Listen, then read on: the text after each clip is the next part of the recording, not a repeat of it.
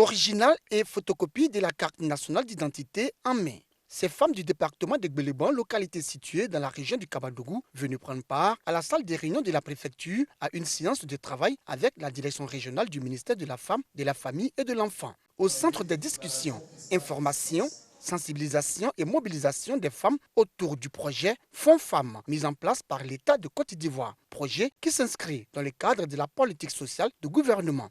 Objectif, permettre aux femmes d'être plus autonomes. Vous savez que l'autonomisation est axée principalement sur la formation, sur la question des droits des femmes, notamment le droit à la santé. Mais à côté de cela aussi, il faut qu'on puisse mettre à disposition des femmes des fonds pour qu'elles puissent notamment réaliser leurs activités génératrices de revenus. Le représentant du ministère de la Femme avait à ses côtés le préfet du département et ses collaborateurs. Il a invité les femmes à prendre au sérieux le projet. Comme tout projet, il faut pérenniser. Et pour y arriver, il faut bien que les femmes acceptent de rembourser. Je pense qu'avec les femmes, nous nous sommes entendus. Je n'ai pas manqué de dire aux femmes, Madame le maire est là, elle va aller chercher les projets encore pour venir. Il faut que vous vous leviez pour que nous puissions aller de l'avant. Le message du gouverneur bien perçu par les femmes. Je vends de la viande, je vends poisson. Je veux 500 000 pour pouvoir agrandir mon commerce. Chaque fin de mois, je vais rembourser 50 000 francs. D'ici un an va finir. Si prête à Dieu, je peux finir de payer pour moi. Ce n'est pas ma première fois, je n'étais pas ici. J'ai essayé une fois, j'ai un peu 200 000. Ça ne vaut même pas 6 mois, j'ai payé pour moi. Pour les autorités administratives et la direction régionale du ministère de la Femme, une formation destinée aux femmes s'impose pour leur permettre de mieux gérer ces fonds.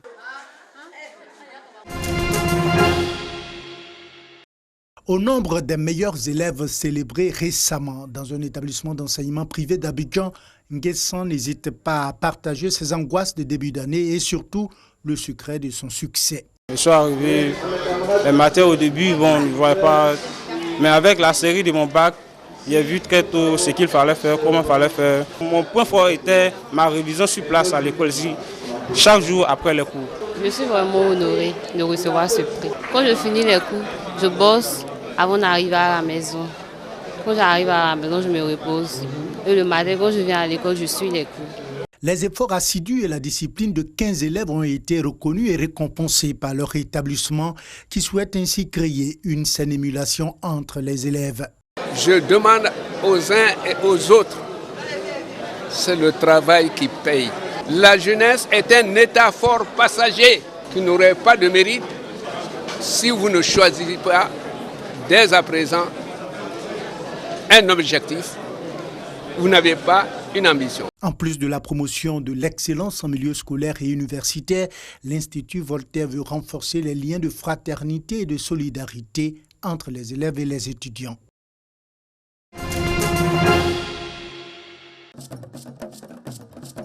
Visage juvénile, l'air décidé. Ces jeunes, les Lawosel, font partie de ceux qui accomplissent le Law, rite initiatique qui ouvre la porte de l'appartenance à la société Ojukru. Le Law se célèbre à l'âge de 19 ans, 20 ans, 21 ans. Nous sommes à Dabou, dans le sud ivoirien. La 3e édition du festival L'Ojukru présente l'une des 3 institutions régissant la vie sociale ici. Voici ceux qui sont objets de toutes les attentions. Ils accomplissent la Gbanji. Eux, ils ont passé l'étape du Law, tout de blanc vêtu ou encore couleur or. Ils sont célébrés pour la force de travail qu'ils incarnent et seront bientôt aptes à exercer le pouvoir. Et là, ce sera l'étape finale, les bèbes. Connaître, comprendre et vulgariser les us, les coutumes et les pratiques sociales, l'ambition du L'Ojukru Festival qui met en exergue cette année la Gbanji, la fête du mérite ou encore de la noblesse, abusivement définie comme celle de la richesse. Si vous n'avez pas fait le Gbanji, vous êtes relégué au rang de femmes et vous ne pouvez pas prendre la parole sous l'arbre à palabre dans l'assemblée du village. Il y a donc lieu de se donner au travail et à recueillir les fruits pour rentrer dans la caste des nobles. En quoi donc consiste le Gbanji?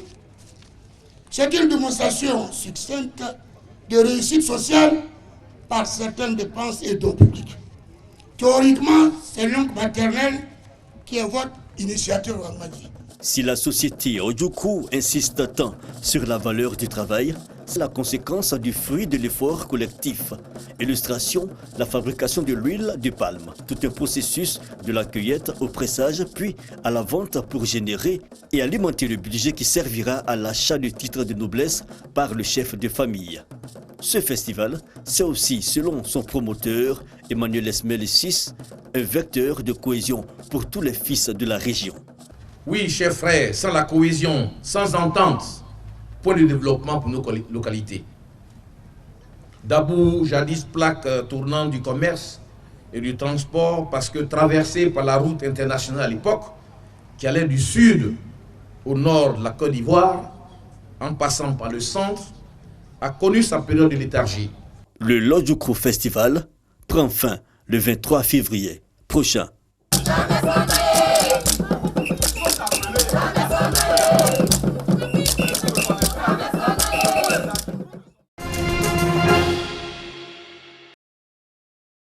Plus qu'une artiste, source d'inspiration.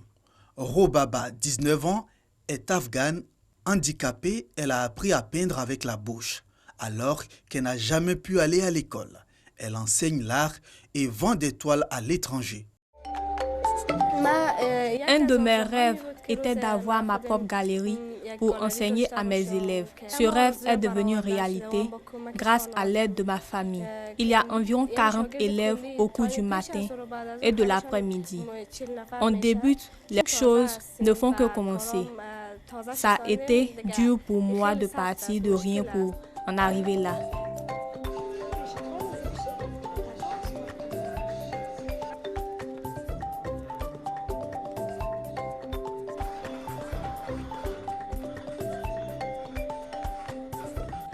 Je connais beaucoup de personnes handicapées qui ne quittent pas leur maison à cause de ce que disent les gens. Moi-même, quand je sors, des gens parlent de moi. Hijab, pourquoi tu ne portes pas un voile? Pourquoi es-tu libre? Pourquoi ris-tu si fort? Car tu es une femme. C'est déjà dur d'être une femme en Afghanistan. Alors être une fille avec un handicap comme moi, avec les gens qui parlent derrière mon dos.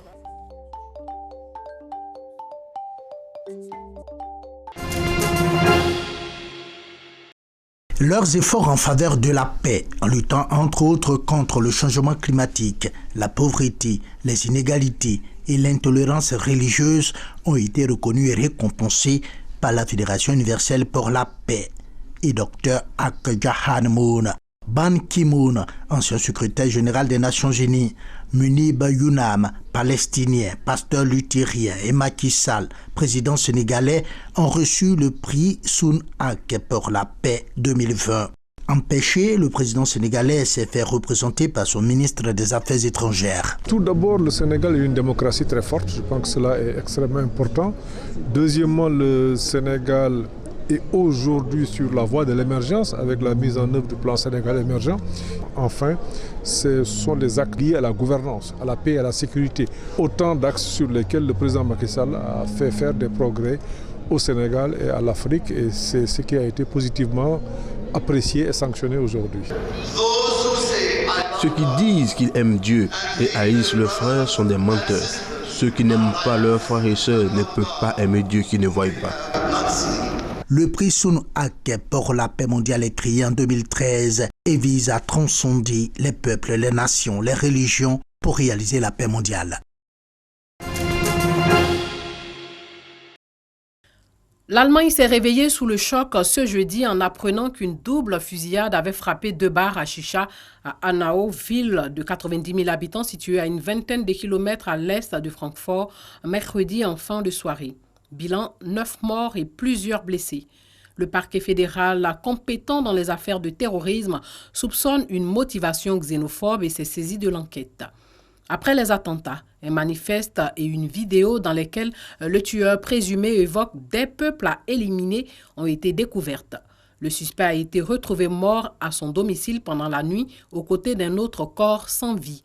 Selon un quotidien allemand, il s'agirait de sa mère âgée de 72 ans. Le tueur était de nationalité allemande et titulaire d'un permis de chasse. L'enquête se poursuit. Actuellement, il n'y a pas d'indication selon laquelle il y aurait d'autres auteurs selon la police du sud-est du land de ici. Les réactions politiques se sont multipliées dans la matinée de jeudi.